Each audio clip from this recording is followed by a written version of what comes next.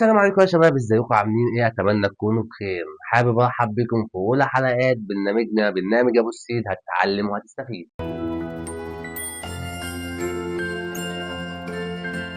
على اقول لك اهم 3 خطوات هتعملهم في رمضان عشان تفضل نشيط وما تحسش بالصيام. اول خطوه نبدا بيها في رمضان، ودي اهم خطوه دايما نحب نبدا بيها، هي السحور. مبدئيا كده لازم تتسحر حلو، بمعنى صح او يعني اقصد ان انت تتسحر حلو، مش تتسحر لي الغدا.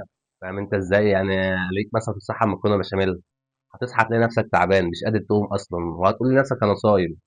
فمبدئيا غلط خالص. فاهم ازاي؟ يعني علبه زبادي، رغيف عيش، سواء بطاطس. فاهمين ازاي؟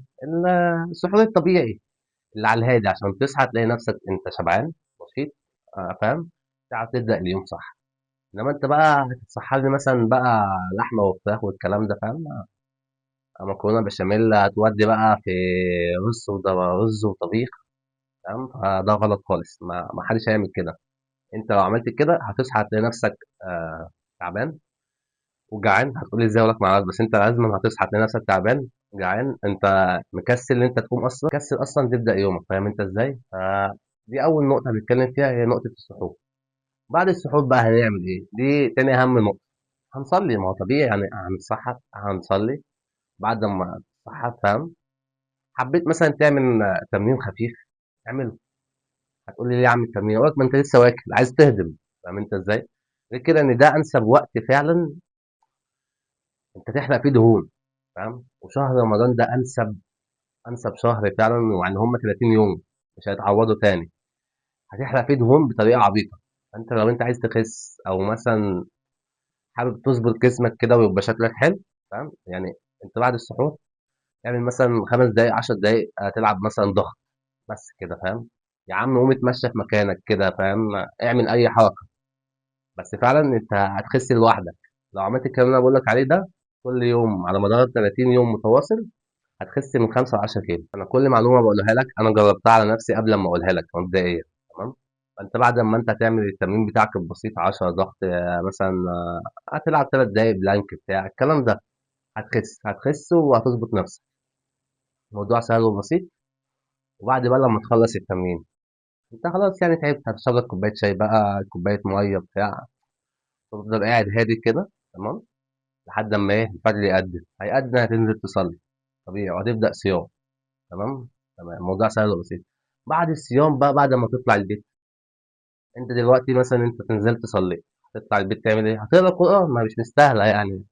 خلاص انت اكلت واتسحرت وشربت كوبايه الشاي ونزلت صليت، ناقص بقى اخر يعني اقرا صفحتين ثلاثه، صفحتين ثلاثه كل يوم ثلاثه. فاهم؟ هتلاقي نفسك اخر الشهر قريت مثلا ختمت القرآن، قريت مثلا جزئين ثلاثه. فاهم انت ازاي؟ هتظبط معاك ما تقلقش. فاهم؟ انت لو بعد كل صلاه قريت صفحتين ثلاثه في اليوم الواحد ممكن تخلص جزء او جزئين.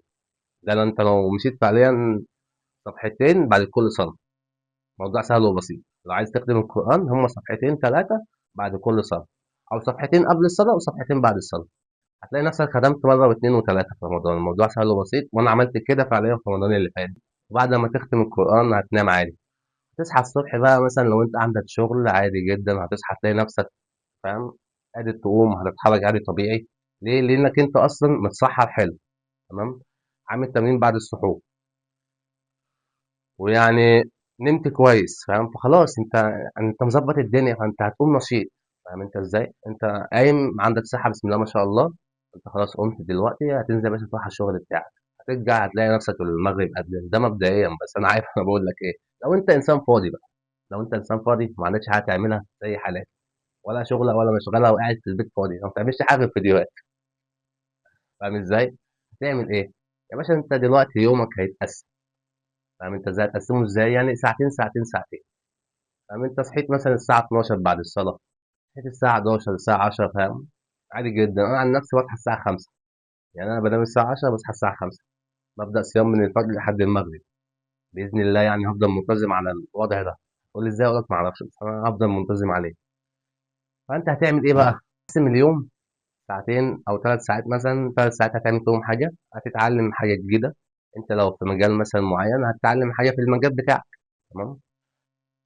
3 ساعات تانيين دول مثلًا في مثلًا ساعتين في اليوم ضايعين صلاة، دي أهم ساعتين أصلًا، فاهم أنت إزاي؟ اللي هم الساعتين اللي هيضيعوا في الصلاة هم دول أهم ساعتين.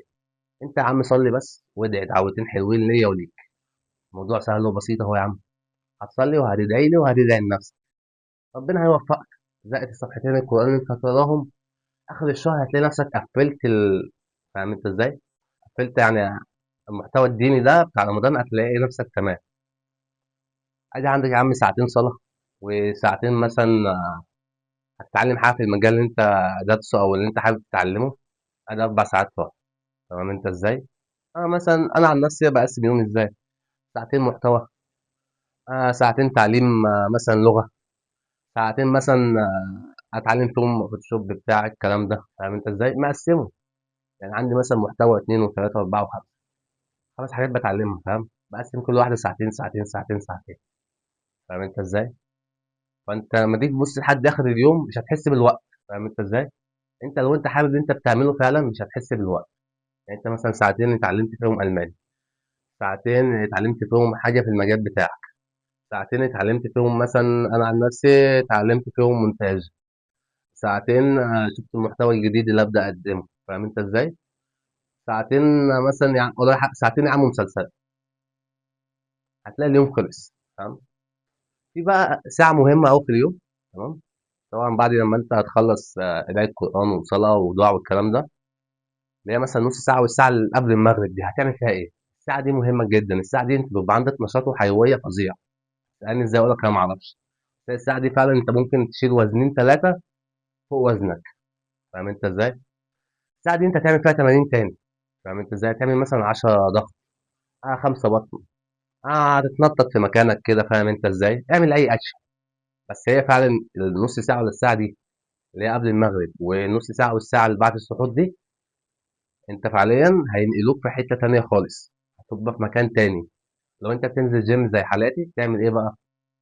أنت هتتمرن عادي قبل المغرب، يعني هتسخّن، فاهم أنت التسخين، تمام؟ بعد ما تسخّن وخلاص هتنزل يا باشا تصلي المغرب بلحتين مع كوباية المَيّة، هتلاقي لسه عندك نشاط وحيوية، تمام؟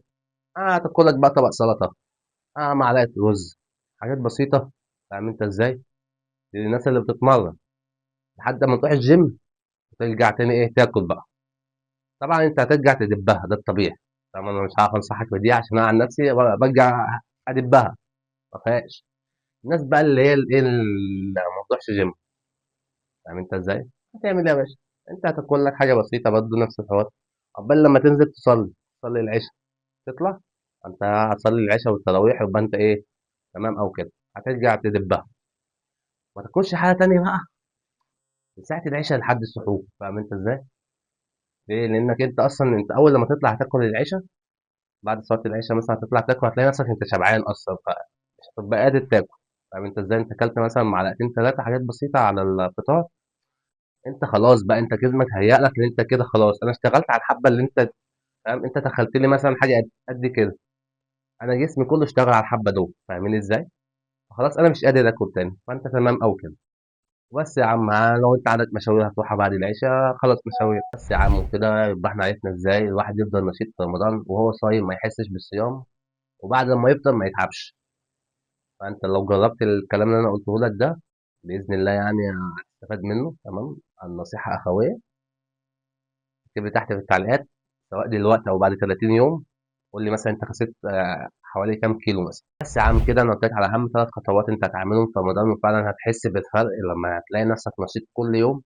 ومعلومة ليّا وليك، أنت لو استفدت فعلًا منّي اكتب تحت في التعليقات، وبعد 30 يوم قُل لي أنت خسيت قد إيه. ما تنساش تعمل لي لايك وfollow، وخلّيك فاكر مع أبو السيد هتتعلم وهتستفيد.